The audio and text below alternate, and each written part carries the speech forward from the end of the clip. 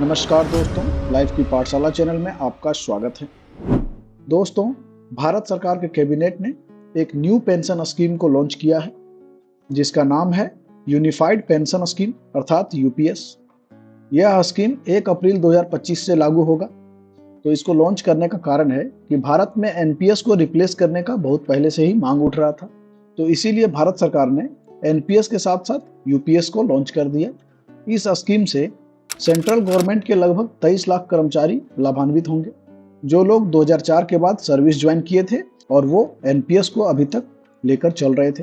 अब इसमें कुछ लोग ऐसे भी हैं जो 2004 में एनपीएस में ज्वाइन किए और अभी 2025 से पहले रिटायर भी हो जाएंगे या रिटायर कर गए होंगे। तो उनके लिए यूपीएस में एरियर का प्रावधान किया गया है।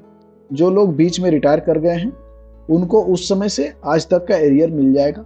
अब नेक्स्ट है कि कुछ स्टेट गवर्नमेंट हैं जो एनपीएस के बदले ओपीएस को लागू कर दिए हैं, या कुछ स्टेट ऐसा भी हैं जिन्होंने एनपीएस को लागू ही नहीं किया है।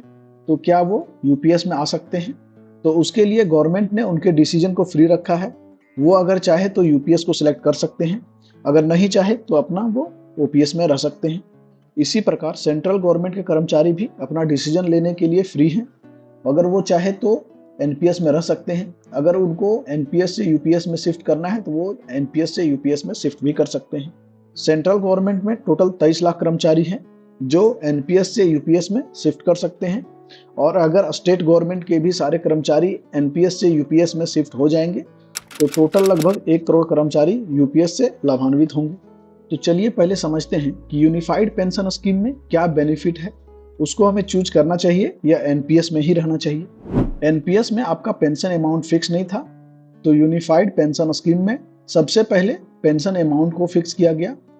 इसमें फिक्स किया गया कि आपको इसमें 50% पेंशन मिलेगा, जो आपका लास्ट 12 मंथ का बेसिक पे का एवरेज होगा उसी का 50% आपको पेंशन दिया जाएगा। लेकिन ये 50% पेंशन लेने के लिए एक कंडीशन है कि आपका सर्विस पीरियड 25 ईयर या उससे अधिक होना चाहिए। तो इसमें कंडीशन हो गया कि जिसने भी अपना सर्विस पीरियड 25 ईयर कंप्लीट कर लिया है उसी को 50% पेंशन मिलेगा। तो अब जिसने 25 ईयर का सर्विस पूरा नहीं किया है उसके लिए क्या? तो उसके लिए सेकंड पॉइंट है। सेकंड पॉइंट में क्या बोला गया है कि proportionate for lesser service period. तो मतलब जिन्होंने 25 साल का सर्विस पूरा नहीं किया है। तो फर्स्ट पॉइंट में था कि जिन्होंने भी 25 साल या उससे अधिक सर्विस किया उसको 50% पेंशन मिलेगा। लेकिन जो लोग 25 साल का सर्विस पूरा नहीं कर रहे हैं उनको प्रोपोर्शनेट में मिलेगा। इसका मतलब क्या है कि अगर 25 साल पूरा कर रहे थे तो 50% मिल रहा था। अगर आपका 24 साल सर्विस हुआ है तो उसके प्रोपोर्शनेट में आपको 48% मिलेगा। उसी प्रकार अगर आप 23 साल का सर्विस पूरा कर रहे हैं तो उसके प्रोपोर्शनेट में आपको 46% मिलेगा। इस प्रकार आपका सर्विस एज पे डिपेंड करता है कि ये परसेंटेज कितना होगा। लेकिन इसमें भी एक कंडीशन लगाया गया है कि आपका मिनिमम सर्विस 10 ईयर का होना चाहिए। इसका मतलब है कि अगर 10 ईयर से लेके आप 24 ईयर तक सर्विस करते हैं तब आपको प्रोपोर्शनेट का बेनिफिट मिलेगा। अब नेक्स्ट पॉइंट है एश्योर्ड मिनिमम पेंशन। इसमें भारत सरकार ने बताया है जो भी मिनिमम 10 साल का सर्विस पूरा कर लेते हैं उसको जो मिनिमम पेंशन मिलेगा वो 10,000 रुपया पर मंथ होगा। तो इससे क्या बेनिफिट है कि अगर आपने 10 साल का सर्विस पूरा किया उसके बदले आपको 20% का पेंशन मिलेगा, और जब 20% को कैलकुलेट करेंगे तो हो सकता है कि वो आपका 8,000 रुपया पर मंथ बने।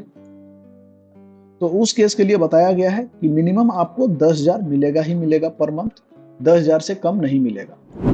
तो अभी तक हमने 3 कंडीशन देखा। फर्स्ट देखा कि अगर 25 साल या उससे अधिक आपका सर्विस पीरियड है तो आपको 50% पेंशन मिलेगा। अगर आपका सर्विस ईयर 10 से 24 साल तक है तो आपको उसके प्रोपोर्शनेट में पेंशन मिलेगा।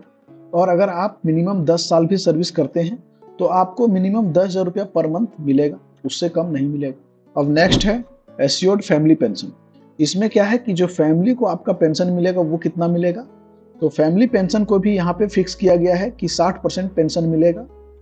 जो एम्प्लॉय को पेंशन मिल रहा है उसका 60% फैमिली को पेंशन मिलेगा।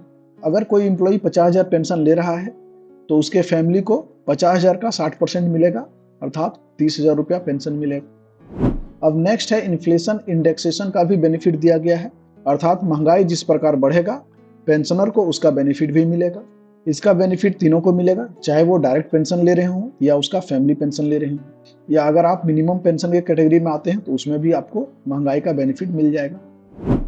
अब इसमें एक और बेनिफिट दिया गया है कि ग्रेचुटी के अलावा आप एक मुश्त कुछ पैसा दिया जाएगा, वो आपको मंथली सैलरी का 1/10 पार्ट दिया जाएगा। इसका मतलब है कि 10% दिया जाएगा। लेकिन इसमें कंडीशन है कि every 6 month completed of the service, अगर आप 6 महीना सर्विस कंप्लीट करते हैं तो आपको 10% आपके फंड में ऐड हो जाएगा। इसी प्रकार जितना आपका 6 मंथ का पीरियड कंप्लीट होते जाएगा उतना बार आपका 10% ऐड होते जाएगा।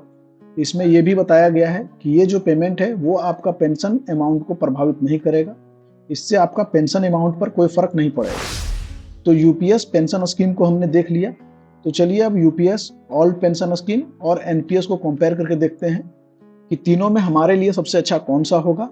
क्या हमें एनपीएस से यूपीएस में स्विच करना चाहिए या स्विच नहीं करना चाहिए। तो फर्स्ट है, यूपीएस में जो आपको पेंशन मिलेगा वो 50% मिलेगा लास्ट 12 मंथ के एवरेज सैलरी का, और उसके साथ आपको महंगाई भत्ता भी मिल जाएगा। उसी प्रकार ओपीएस में भी आपको लास्ट सैलरी का 50% मिलता है और उसके साथ आपको महंगाई भत्ता भी मिलता है। लेकिन एनपीएस में ये अमाउंट फिक्स नहीं है कि कितना मिलेगा। सेकेंड है, यूपीएस में मिनिमम पेंशन को फिक्स किया गया है कि ये मिनिमम आपका 10,000 हो गया, ओपीएस में 9,000 फिक्स किया गया है। लेकिन एनपीएस में ये अमाउंट फिक्स नहीं है कि आपको मिनिमम कितना मिलेगा। नेक्स्ट है फैमिली पेंशन की बात। तो यूपीएस में फैमिली पेंशन एम्प्लॉय के पेंशन का 60% है, जबकि ओपीएस में फैमिली पेंशन लास्ट सैलरी का 30% है। लेकिन एनपीएस में फिर से फैमिली पेंशन कोई फिक्स नहीं है। अब नेक्स्ट पॉइंट है कि यूपीएस में एम्प्लॉय को 10% कंट्रीब्यूट करना होगा और गवर्नमेंट इसमें 18.5% कंट्रीब्यूट करेगी।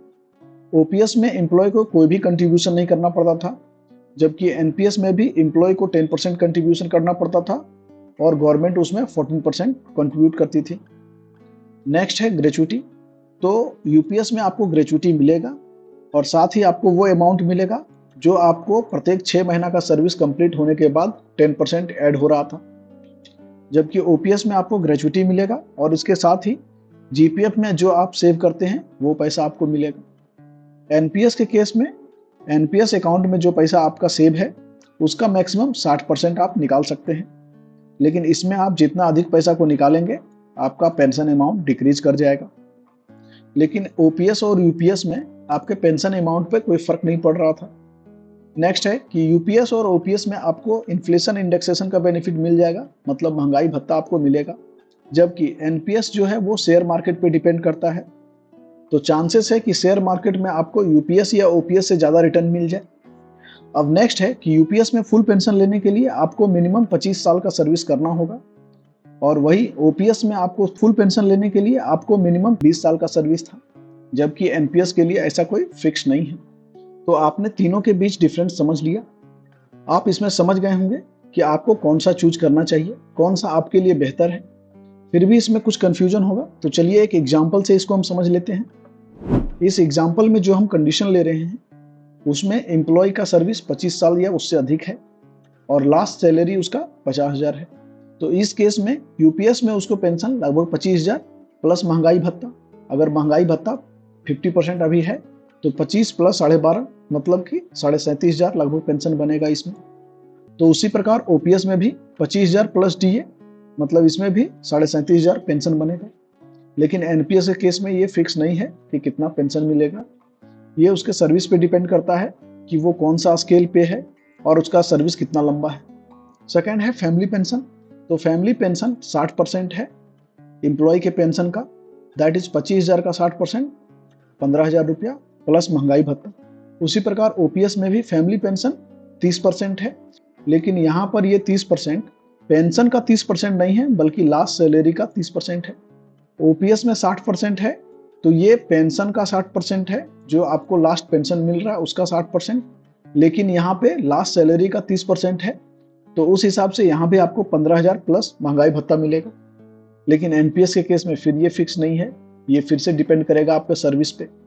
अब थर्ड है मिनिमम पेंशन। जिसको मिनिमम 10,000 का पेंशन मिलेगा उसके साथ उसको महंगाई भत्ता मिलेगा। तो अगर 10,000 पेंशन है और अभी 50% महंगाई भत्ता है तो मिनिमम यहाँ से आपको 15,000 रुपया मिलेगा।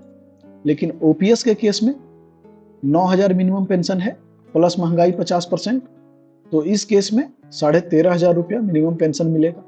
लेकिन एनपीएस के केस में फिर से यहाँ आप कुछ कह नहीं सकते हैं कि आपको मिनिमम कितना मिलेगा। तो अब आप पूरी तरह समझ चुके होंगे ओपीएस और यूपीएस में क्या अंतर है, या फिर कि आपको एनपीएस से यूपीएस में स्विच करना चाहिए या नहीं करना चाहिए। तो चलिए, ऐसे ही वीडियो देखने के लिए चैनल को सब्सक्राइब कर लीजिए, साथ ही बेल आइकन को प्रेस कर दीजिए ताकि आगे आने वाले सभी वीडियो का नोटिफिकेशन आपको समय पर मिल सके। जय हिंद, जय भारत।